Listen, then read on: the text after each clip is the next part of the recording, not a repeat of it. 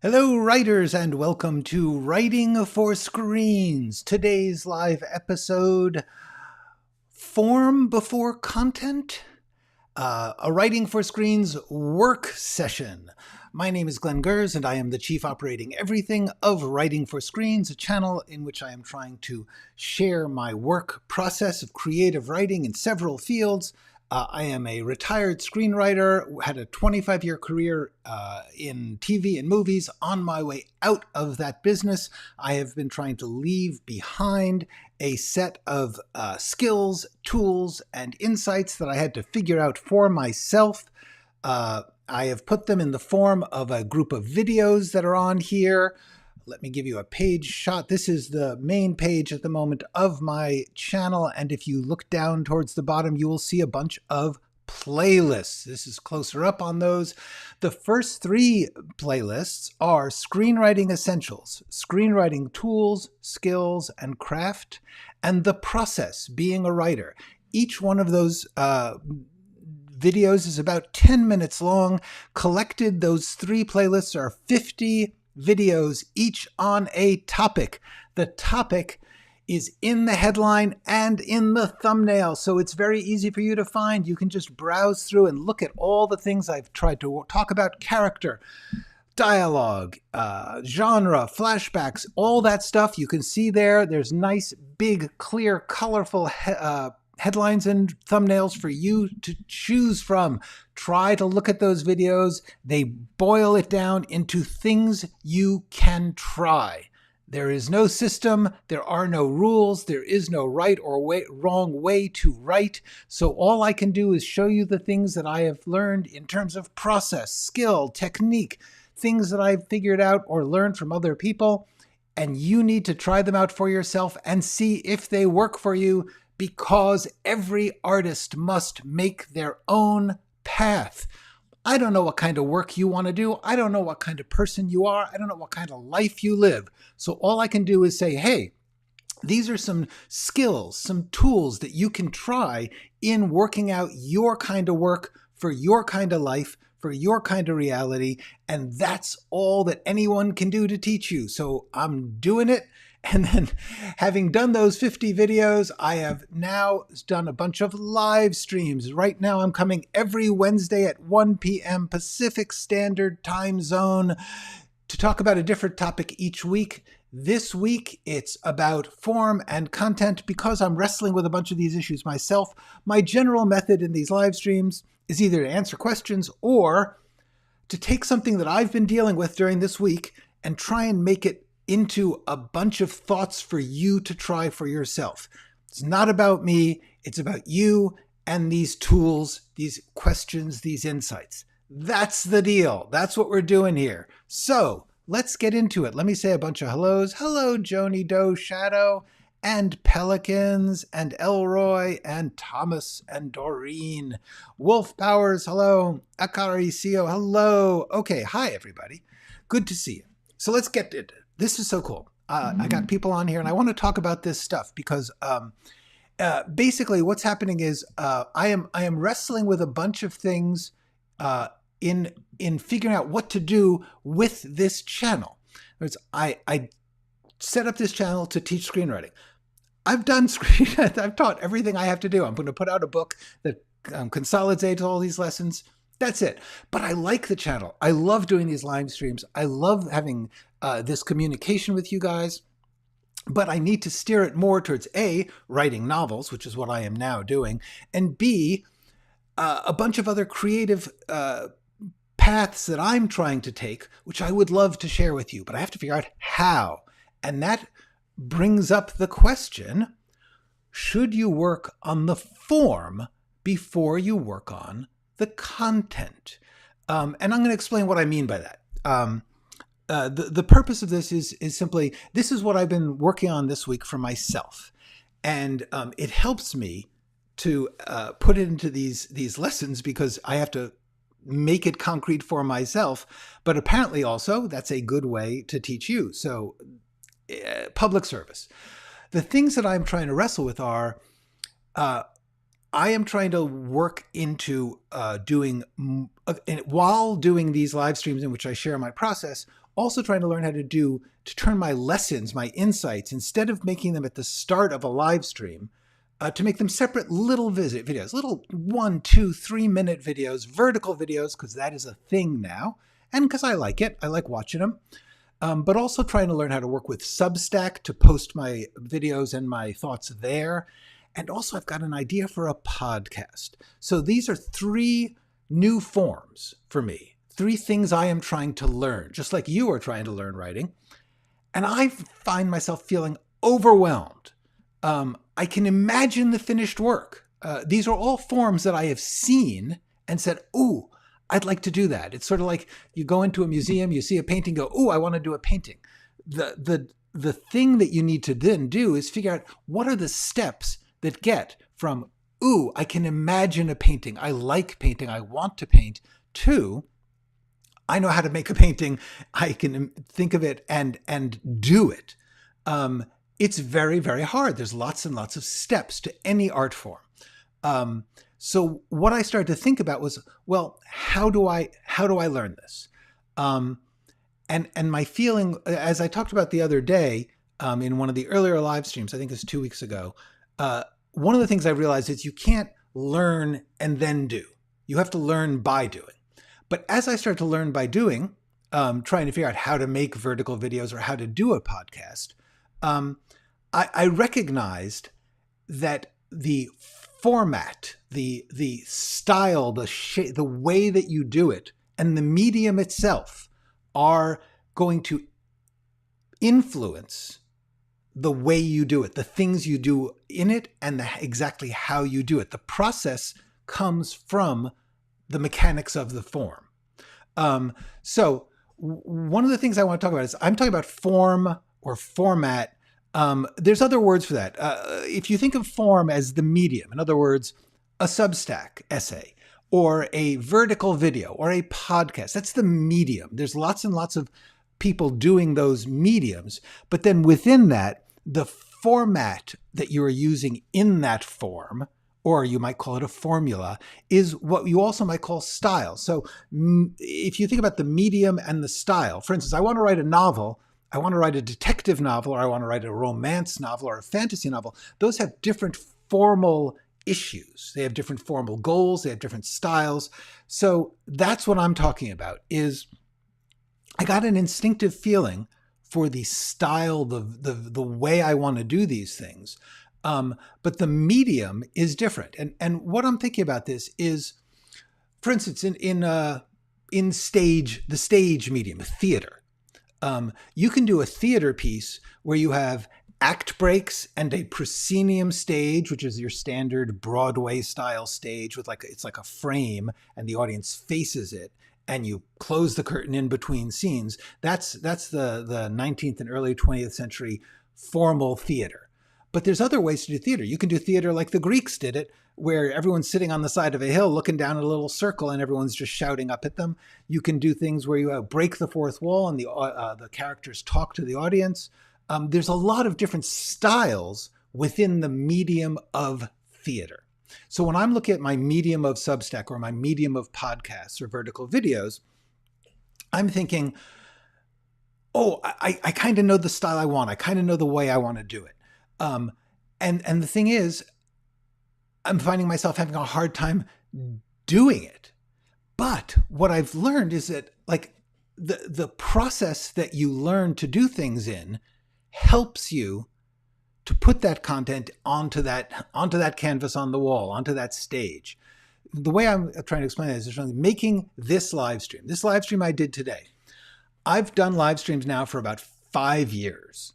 And so I have figured out a script format that works for me, because I've got my camera right here, and then I've got my computer screen right behind it. It's over there.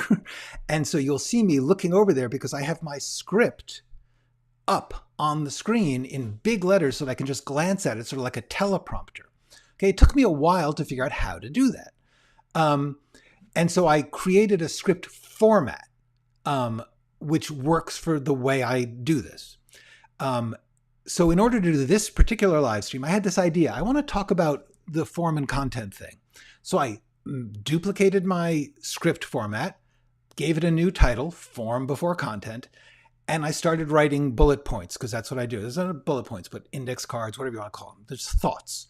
Then I started to organize. I said, well, this one sort of goes with that one, and this one's a separate topic, which I'm able to do with my, here. I'm going to show you.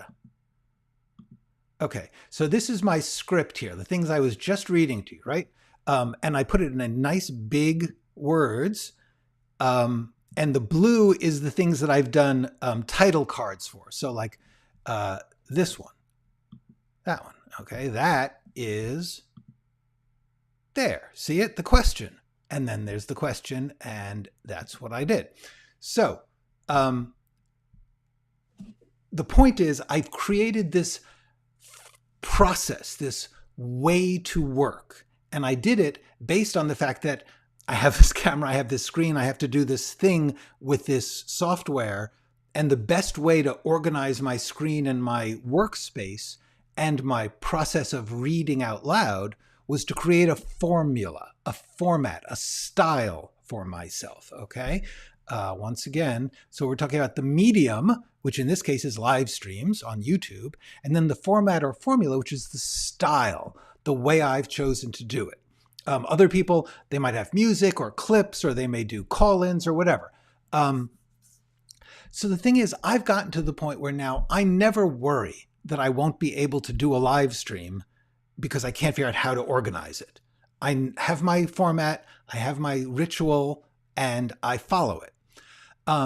So what I'm realizing is, in order, and so then after I do the script, I go to Canva, I make some graphics, I've got the formats of the graphics, so I just duplicate them and then I use them again. So it's easy.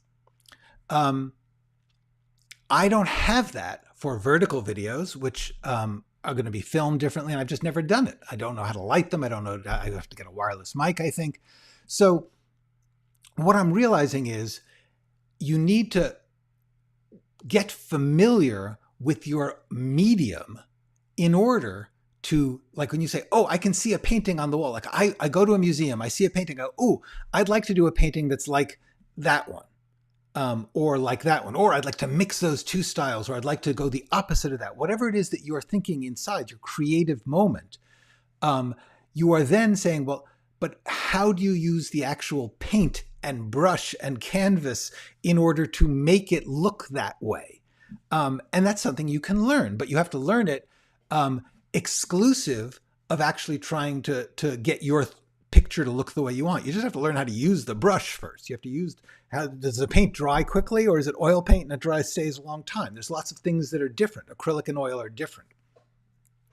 So what I'm saying is, I have been taking my format for granted. I've been taking my formula, my style for granted because I've been doing it for 5 years now and I know how to do it. But now I'm trying to take what I do here and put it into new mediums.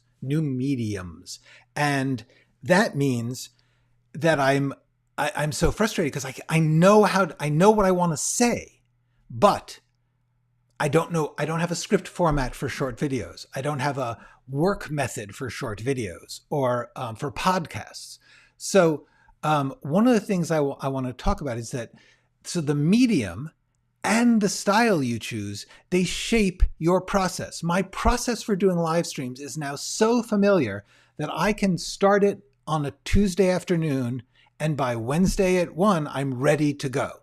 Usually I don't. Usually I do it a little before then because I just don't like feeling rushed. But the truth is, I could do this in a couple of hours. Used to take me much longer. So the process is shaped by the mechanics of the medium, and then you can put your personality, your visions, your content into the form. But if you're so focused on the content that you don't understand how to use the form, you can't do it. And what that really comes to me is that often we take the medium and the style for granted. In other words, I take mine for granted because I've been doing it for so long, but most people, when they get into a form, when they want to do art, they start by saying, oh, I see this thing. I see a Marvel movie. I see a intimate indie rom-com, and you get that vibe. You get the flavor of it. You understand the style. And you take for granted that that's how you're going to work. So you're like, well, how do I get those giant computer graphics? Or how do I get that personal indie style? And then you work for that, but you never questioned, do I want that style, or is that the right style? Because you've already chosen your format, you've chosen your style. And when you're starting a new art, when you're starting to try and do something that you haven't done before, you forget to question what are the process mechanics of my chosen art form. So we tend to take the medium and the style for granted, but when you get stuck, that's where you have to look to figure out how they are helping or how they are in the way. For instance, and this is a good example, when I wanted to learn to do vertical videos, I went on YouTube to look at how-to videos, and there's a lot of people talking about whether or not you should shoot with a regular camera and then cut it, but then you lose some the resolution of the image. Should you shoot it on your phone? Now, these are going to make a huge difference to my comfort in how I do it. If I have to use really complicated equipment that I can't have set up, so I have to set it up every time, that is going to make it less comfortable than, for instance, the live stream setup I have now, which I keep on my desk. I just hide it away when it's like it goes behind the screen when I'm not working on it. So one of the things you have to do is say like, oh, is the style that I want getting in the way of my ability to actually produce work? Like, if you want to do a Marvel movie, the amount of money and the number of people involved means that you are not going to be able to do that work. You could maybe come up with an idea and get someone to give you that money. I don't think it's likely, but who knows? And give you that support system of all those staff people. But if you don't have that, you literally cannot do the art you think you can. So it's important to step back and say, okay, what does it take to do this medium? How can I do the version that I can do? So don't take it for granted that you see a thing, you imagine a thing, and you can therefore do the thing. Learn the process, learn the medium. That is my big message. So what I'm trying to get here is, for instance, for me, in learning these 3 new forms, I'm trying to practice the format. In other words, to get a camera and try and start to make script formats and start to figure out how am I going to light them or do the sound. I'm going to have to get a different kind of microphone for this. Stuff like that, so that I can do it a few times and then I'll go, oh, this is how it works, and this is just not coming out like I thought it was. That is the point. You need to practice the form, the medium, and the style before you even worry about your content. You need to practice the medium and your style before you put your content out there. This is really, really important. Now, one of the things about this is to remember that you actually can't even think of art without thinking about it in a form. In other words, when you see a painting, you are taking for granted painting form. When you see a video and you see somebody holding their thing and talking, it seems like, oh, that's so casual. But in fact, that casualness required a process to allow the casual. And you need to learn the process that is generally done. And then you have to figure out the process that works for you. And that actually is one of the biggest things that I need to talk about, which is I have a problem with using conventional forms. I always want to make them my own way. I need to find the form that, first of all, just actually works for my situation, but also I'm just very picky about, like, do I like that kind of lighting, but I like that kind of sound? Or just because everyone is doing this very elaborate lighting, do I need to do that, or should I not? I always try to build my own form, my own style. I try to not just go with what the formula is. I figured out, for instance, that for me, these title cards, they're a big part for me. Now, partly that's because of the software I use to do live streaming.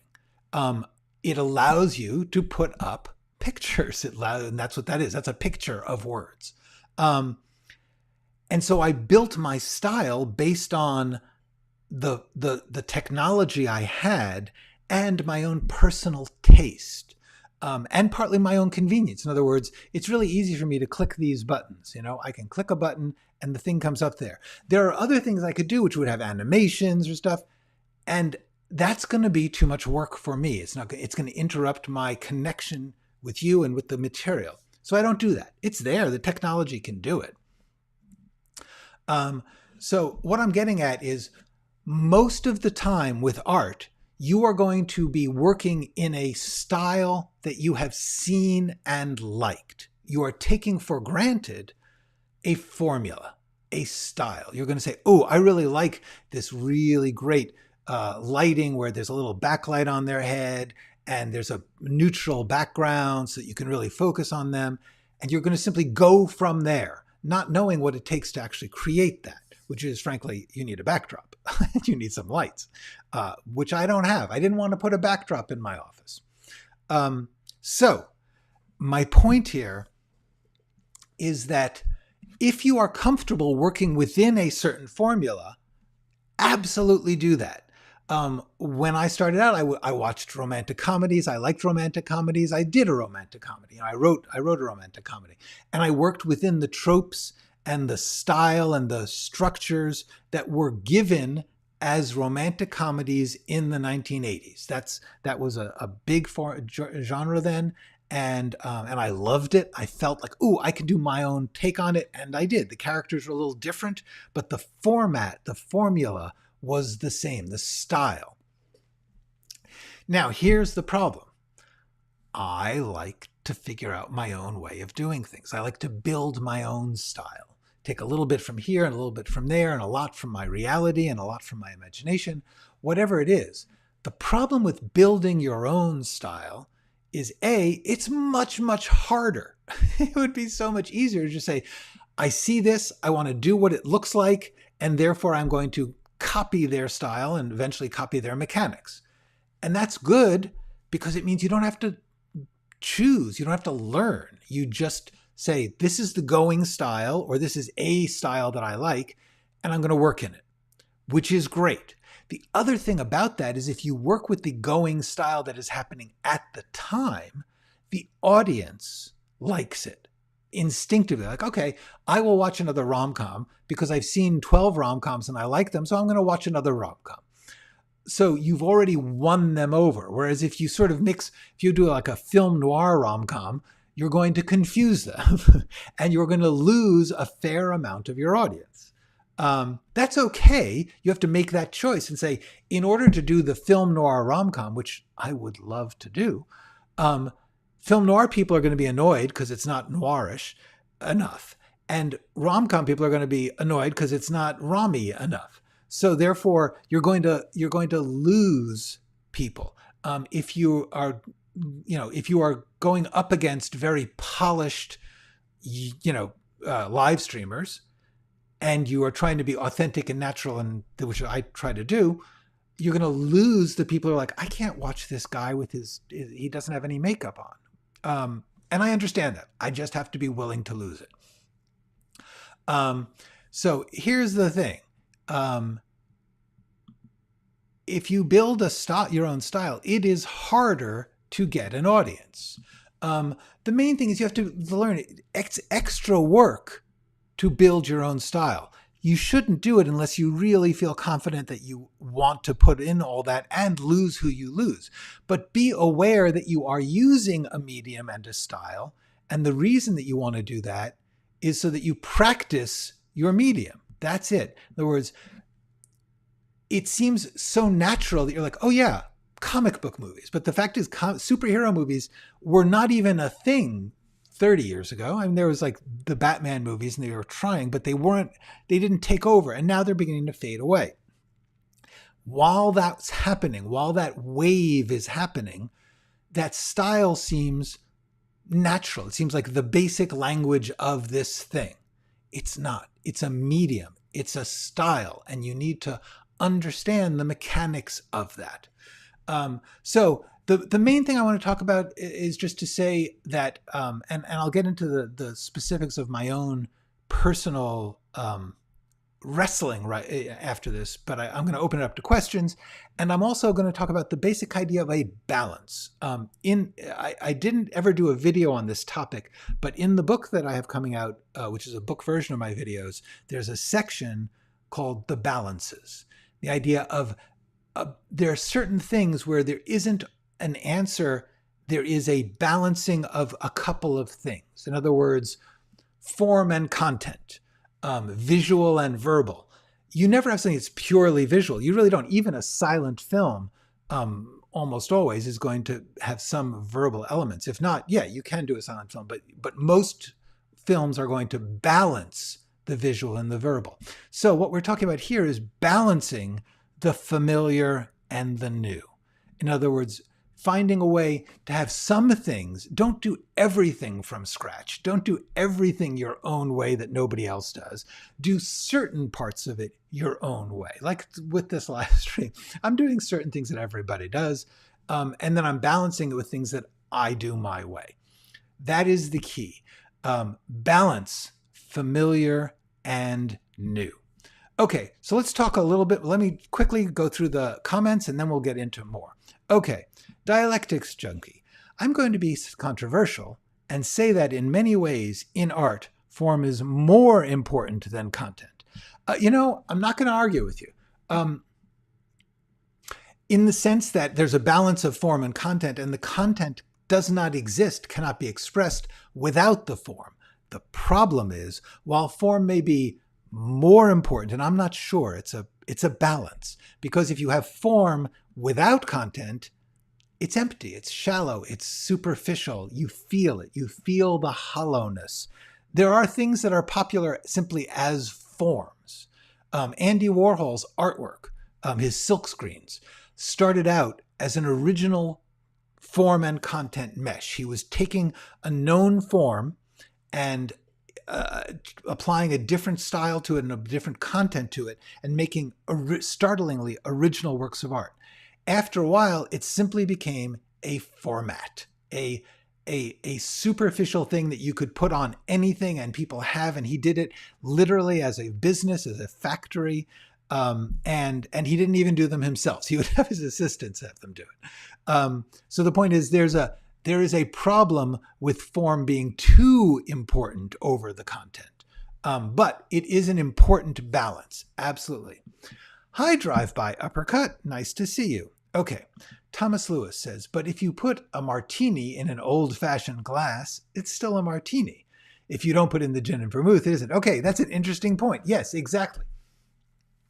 The contents do in many ways determine. For instance, if you have a rom-com and it has no romance and no comedy, it's not a rom-com. So yes, absolutely. If there's a fantasy work which has no fantasy in it, it's not a fantasy work. My point is, once you have chosen a thing to do, some content, you do need to recognize the means by which you communicate it. And you have to wrestle with it. That's what I'm saying. I'm not saying that there's an easy answer to this. I'm saying ask the question. That's really the point. Be aware that you are using a medium and a style, and recognize, wrong one, that the medium and the style shape your process, because that's really what I was getting at here. You can't do artwork. Almost you can, but it's very, very difficult to do artwork without a process. If you're doing it for the first time, you don't have a process. That's why it's so hard. When you are starting out, these things are really hard because you don't have a process.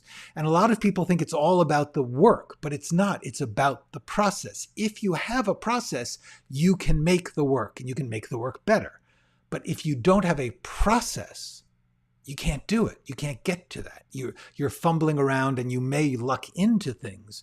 But the main thing I'm trying to emphasize here, the thing I was trying to teach myself, was set yourself a process. You can always change it. You can always learn and grow and add. But if you are struggling, if you are stuck, if you are not doing it, make yourself a process that you are comfortable doing. And you have to practice it. You won't be comfortable the first time you do anything.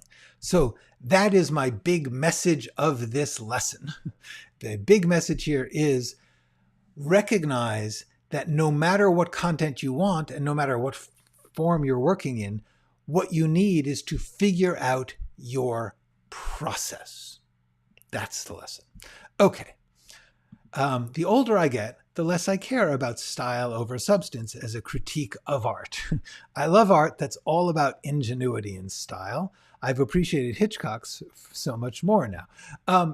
Yeah, that's true. I would say the tricky thing about that is that even though Hitchcock talks about his style, he also has a content. He has very, very specific themes and certain emotions that he plays upon repeatedly, and that he cares very much about the contents of each individual story. His style develops in order to express that content. But yes, loving style is a legitimate artistic choice and a legitimate act. The more that you are good with your style, the more you can be a good artist. Absolutely. Every screenwriting teacher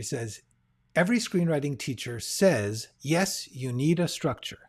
But in theater, we started writing texts, monologues, or our thoughts. Isn't that interesting? That is a very good point. Screenwriting is hyper-focused on form, on structure, on external check marks that you're supposed to hit in order to fit the formula. This has always been my problem with screenwriting teaching, because it doesn't reflect the actual work of screenwriting, which is you have to be good with your style, but you can't only check those check boxes. All right. Sometimes innovation comes out of ignorance and making mistakes. Always innovation comes out of ignorance and making mistakes. That is true. But what I'm saying is that tends to happen not at the beginning. You'll almost never find a absolute beginner who stumbles their way into innovation. It's what usually happens, like with someone like Jackson Pollock, who tried every damn style he could before he clumsied into his style, his innovation. Jackson Pollock did not start out doing drip paintings. He got there because of his frustration with the other styles that he could, frankly, not master. He wasn't good at them, but he was talented, and he did have a vision, and he was willing to make the mistake of breaking the form. But my point is, while it is true that you do stumble into, that your ignorance or your carelessness or your frustration may lead you to innovation, it almost never happens as an absolute beginner. And what I'm trying to do here is talk about, as absolute beginners, the game is build a process, and then you'll be able to innovate. Akari says, thanks for talking about this today. When you're exploring different mediums, you do need to know their scope and formatting structure. I'm delving into this at the moment too, new worlds to explore. Yeah, I think we all are. We're all, there are some people who they choose a genre, they choose a brand, they stick with it, and they just work within that. And that's great. Absolutely. What I'm saying is that most of us, first of all, most of the people who are watching this are going to be beginners, people who are starting or restarting or struggling with learning the art.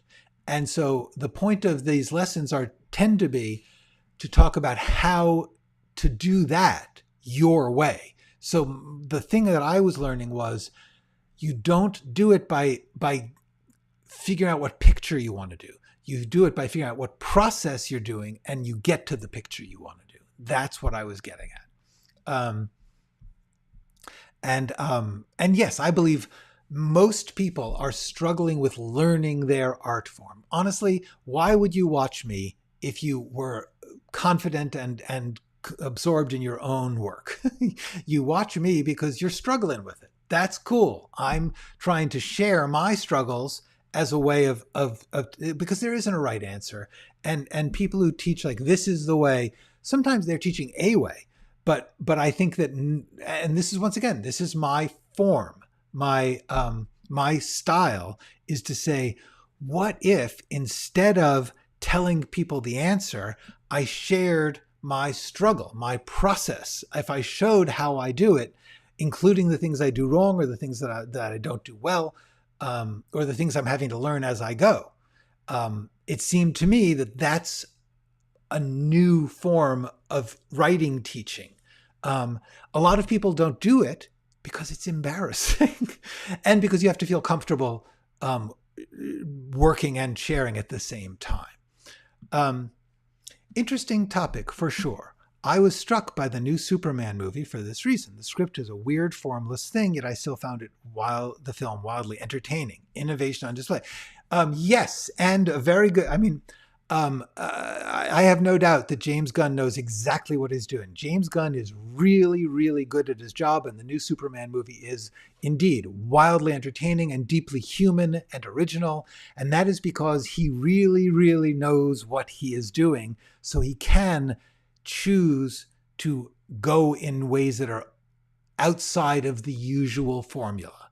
And I do believe that is why it is a combination, it is a balance of deep, deep love for the original comic book and filmmaking materials, and saying, what would I do with it my way? Because James Gunn is a very funny guy. He's a very human guy. He's got a bunch of things he likes. And he's like, these are not all being fed by many of the other superhero movies, so I'm going to do it my way. So that is indeed, yes, it is innovation on display. Absolutely.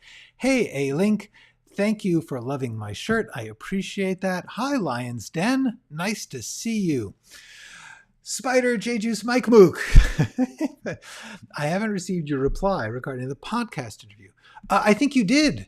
I think you absolutely did. My answer is, and please contact me again if for some reason you have not been able to, writingforscreens.com or writingforscreens@gmail.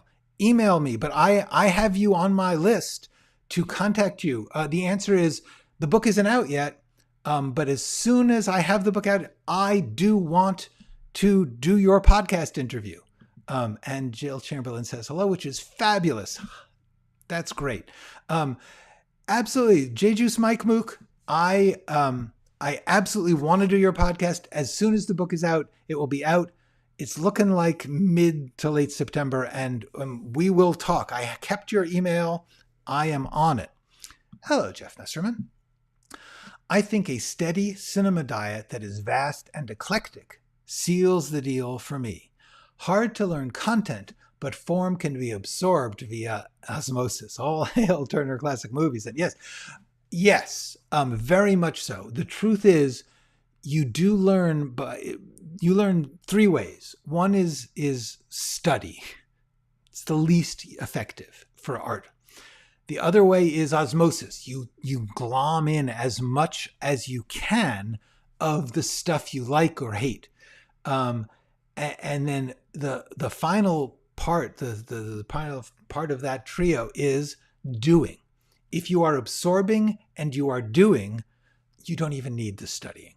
And in fact, no matter how much studying you do, you still haven't learned anything until you absorb and do. So I would say of those three ways to learn art, studying is actually the least important. And that's what I've been trying to tell myself. That's how I came to this today's lesson, is the concept that I can watch a lot of videos on how to do podcasts. And some of them will have interesting information. But until I have listened to a lot of podcasts and started to make my own scripts for podcasts and started to try practicing recording them and listening to them and understanding them, I'm not learning nothing. That is the truth. Of the three ways that you can learn art forms: study, appreciation, and doing. Appreciation and doing are the ones you have to have, and study is optional. Kelly J says, speaking of process with your novel writing, are you still thinking in scenes? Absolutely. Where I have gotten to on the novel is that I finished the outline and I have finished a draft, a solid draft, so that every scene, every chapter and sub-chapters within that has been written. And in doing that, I had to think, what is this scene about? Why is this scene different than the other scenes? Because there's a lot of scenes where somebody is trying to get along with a group of people or learn how to paint or trying to seduce this woman away from her boyfriend. So the question is, why is this seduction different from that seduction? Like, what did he learn from failing the first time that he's, And so now all of those scenes are locked. I know what the scene is. Now I just have to write it better so that it's readable and does the magic. But yes, I am still thinking in scenes. Hello, Lake Filter. Just got a request to rework one of my short ideas into feature length. Funny how different my arsenal of words are on writing both synopses. Yes, shorts and features, very different forms, just like features and series are very different forms, and the form changes how you write. Absolutely true. Doreen says, in my writing group, there are 3 people who are not famous in any way and are writing autobiographies, not memoirs. Good idea? Bad idea? I want to be supportive. Well, first of all, you can be supportive even if it's a bad idea. But second of all, I think this is just a case of labels. Like, what's the difference between an autobiography and a memoir? The only difference that I can see is that a memoir, in theory, is somewhat more limited in scale. Like, a memoir will maybe tell the story of much of your life, but it's focusing on one theme or time or event. Whereas an autobiography, in theory, is the whole life. And yeah, I mean, if they feel, I mean, essentially they're writing expanded memoirs.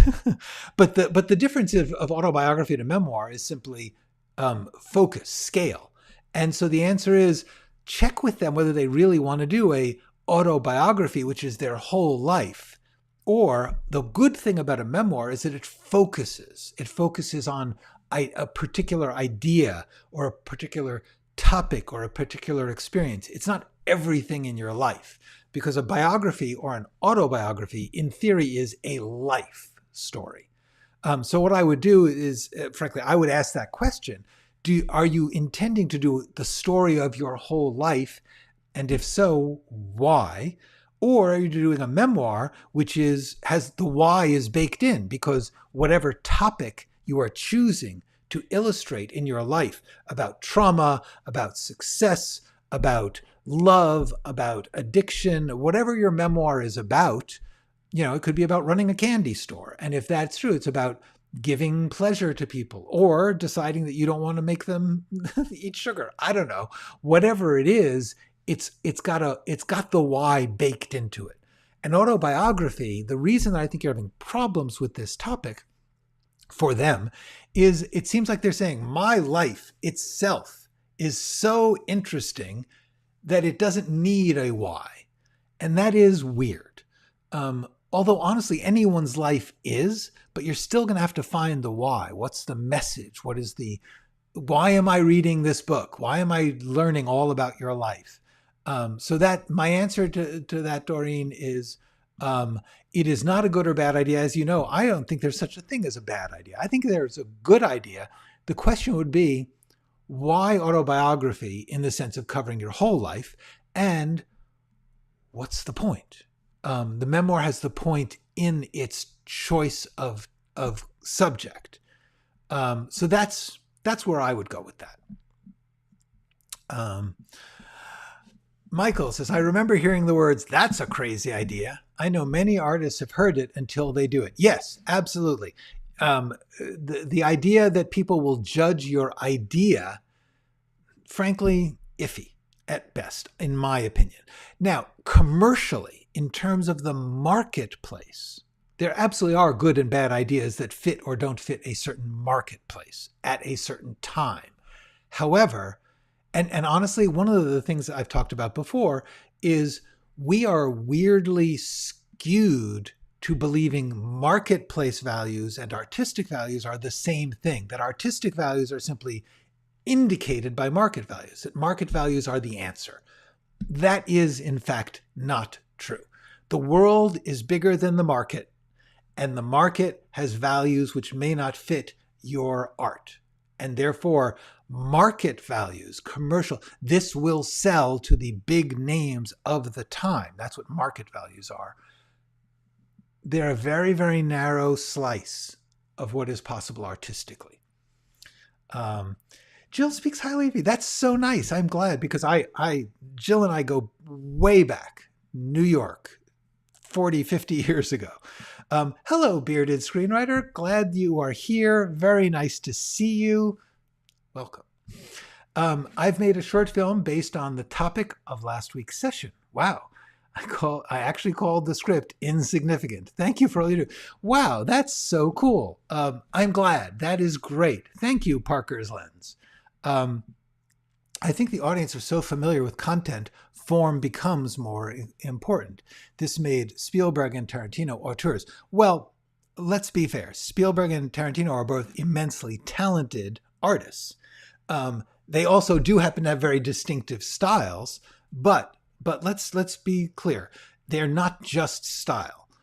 They do have personal desires and obsessions. They have personal voices. Tarantino, more than Spielberg, has a distinct personality in his work, and certain topics that he does work on. But honestly, there's a lot of artists who use different styles. You get David Bowie has done different artistic styles, or there's plenty. There was a novelist. I'm trying to remember his name. He wrote a series. Oh, Berger. Thomas Berger, I believe. He wrote a book called Little Big Man. He wrote this weird film noir book called Who is Teddy Villanova? He wrote a book called Neighbors, which became a comedy movie. Each one was in a distinctive genre and very, very different than the others. They all had a very, very high level of verbal skill. But what he would do is he would say, I'm going to do this as a nightmare comedy. I'm going to do this as a episodic Western. And he would just do entirely different genres. There's no way that you would know what a Thomas Berger novel was. Anyway, so my point is, auteur theory focuses too much on the idea that there's a consistency in the artwork. Sometimes there is, but there are artists who display a range of styles or go through different phases in their styles. And that's legitimate art too. Just because you don't have a single style does not mean you are not a real artist. Great. Thank you, Doreen. I'm glad.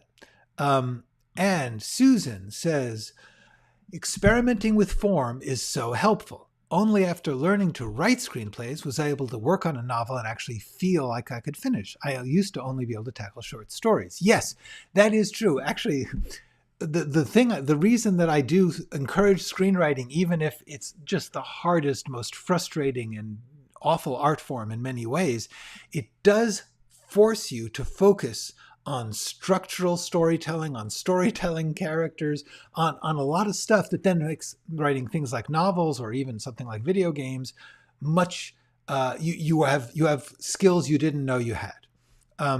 So on my way out now, I'm going to just talk about a couple of things, because the reason that I'm talking about this, actually a couple of reasons. One, we are in a moment where there are a lot of possible forms. Like when I started writing, like I said, there were movies. TV was not very good, so there were just movies. And of the movies, there was film noir, there was rom-coms, there was, historical epic. There were a certain set of formats, styles, genres within the medium of movies.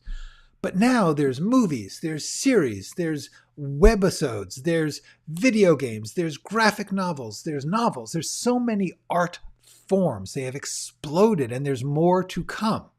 So this means that you no longer can just say, I'm going to do the form. I'm going to do the current form. You actually have to think, what form do I want to do? And what does that take? And where does that lead? So that's just one of the things I wanted to point out, is that for most of history, culture was pretty locked down by technology and by business. In other words, or hierarchical society. In other words, only the people who were educated and in a certain level of society were allowed to write novels, or write poetry. I mean, and then there were folk art forms for the rest of the people, and they were not taken seriously. So there was just a very narrow slice of art that you were allowed to do. That changed for two reasons. One, society itself broke apart in its hierarchies, not to say we don't have them. And the other thing is the technology opened up so that there are such a thing as podcasts. You couldn't do a podcast in the past because you couldn't listen to the radio when you wanted. You had to tune in at a certain time. Podcasting was radio on demand, which means you can follow it when you want. That format change, that technological change, created a new art form, podcasting, which currently there's a lot of interview podcasts, but I was thinking about narrative podcasts, telling a story on a podcast. And so what I'm trying to learn is how to do that, because visually, I have to rethink what I'm doing here to make it visually less interesting. And to like, it's going to be darker and quieter so that you can just listen and follow the story. So now I have to figure out how to light that, how to record it and then edit it as opposed to doing it live. These are all things I can learn to do, but what I'm realizing is when I thought, it would be so cool to do a storytelling podcast, I was getting in over my head. And so that's why I'm talking about this now. But the main big picture, which I just figured out this week, is that I have a bunch of different forms I want to work in. I love doing these live streams. I also like doing what I did before, which is the sharing my process when I was writing a script and sharing my screen. But that's a separate form. And then there's podcasts, and then there's Substack, which I really am interested in, just as a platform. I like it. So what I'm going to be doing, I realized what I have been doing, which I just stumbled into, is things that wouldn't work as videos or weren't worth the amount of effort I put into those short 10-minute videos was way too much.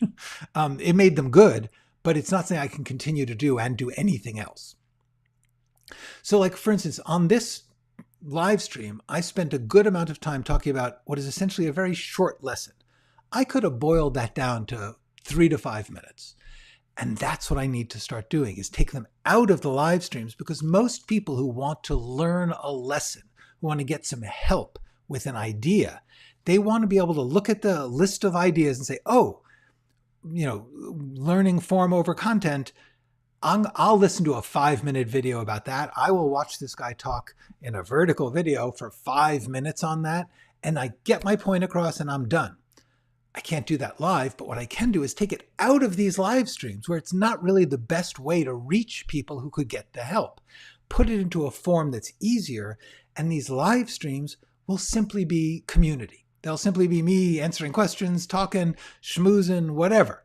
And today, actually, was just the first time I realized, why am I doing my lessons in live streams? And the answer was because I have become comfortable with the form, with the medium of live streaming, to the point that I'm like, if I have something to say, I'll put it at the beginning of a live stream and then we'll talk. I'll do Q&A. That's not good for the audience that isn't here live.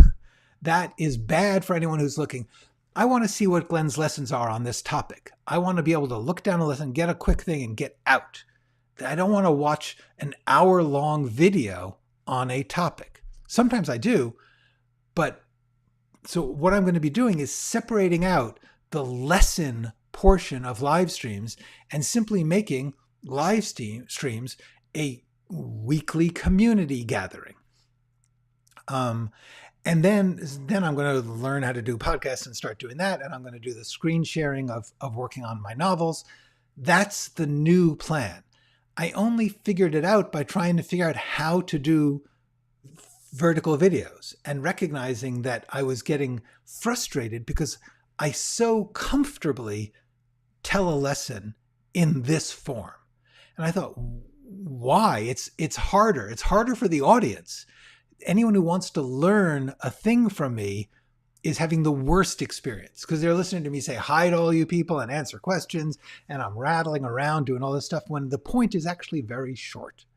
So the form seduced me. My comfort with the formula did a thing where I thought this is not actually good for my audience.